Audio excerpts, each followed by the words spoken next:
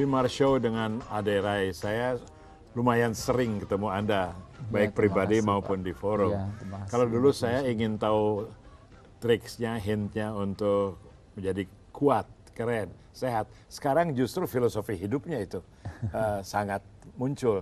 Menurut Anda itu memang begitu dari sejak mahasiswa atau belakangan aja Anda menjadi lebih filosofis?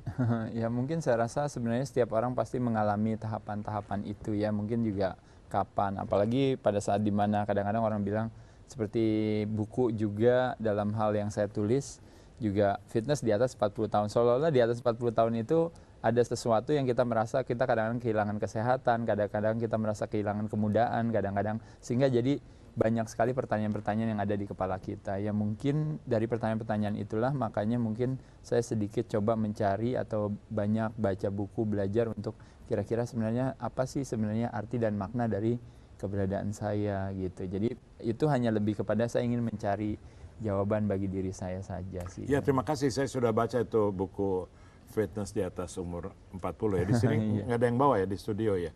Saya mau kasih lihat, kalau nggak ingat aja.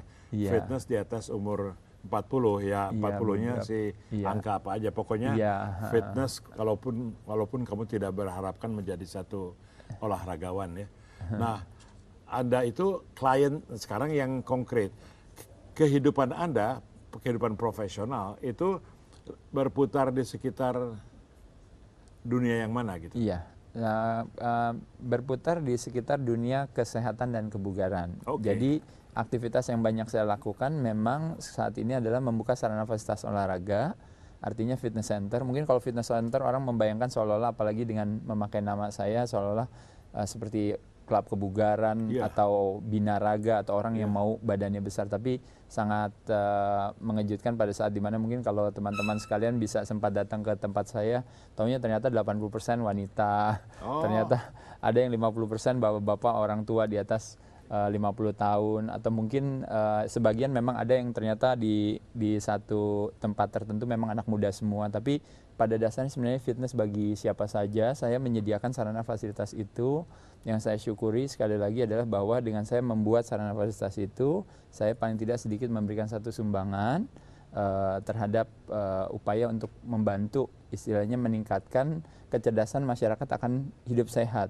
Kalau ngomongin mengajak mereka untuk lebih sehat itu mungkin efeknya nanti, tapi awalnya menurut saya kebutuhannya adalah meningkatkan kecerdasan akan kesehatan atau kebugarannya. Saya rasa begitu, terutama soal makanan.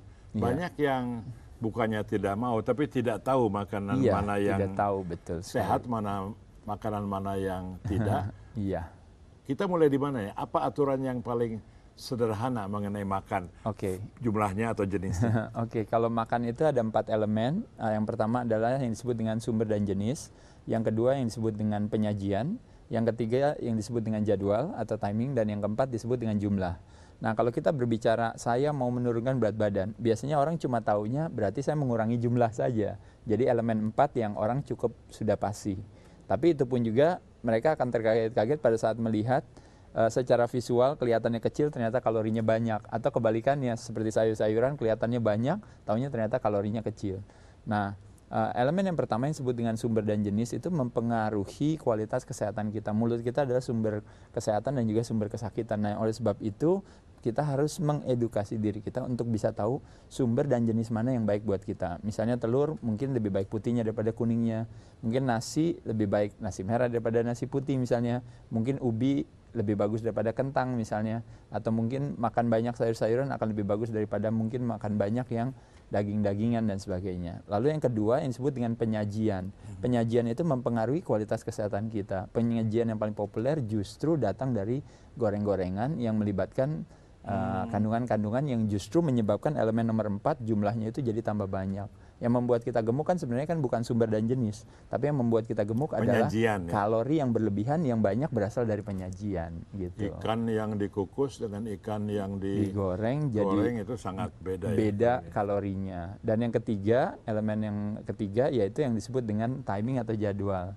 Makan sebelum lapar menjadi lebih rasional. Makan setelah lapar menjadi lebih emosional. Kadang-kadang kita Tapi membiarkan kalau diri kita kita tahan untuk lapar supaya tidak banyak memasukkan, jadi skip 1 meal kan bagus Iya. juga enggak? Tidak bagus karena yang akan terjadi adalah akumulasi lapar itu gitu. Jadi saat ini kita bisa mengalahkan itu. Tapi akumulasi itu akan terjadi sehingga yang terjadi pada saat malam hari terjadi yang namanya night eating syndrome. Iya, Pas iya. malam Sering itu. Sering. pada saat malam semuanya harus dibayar.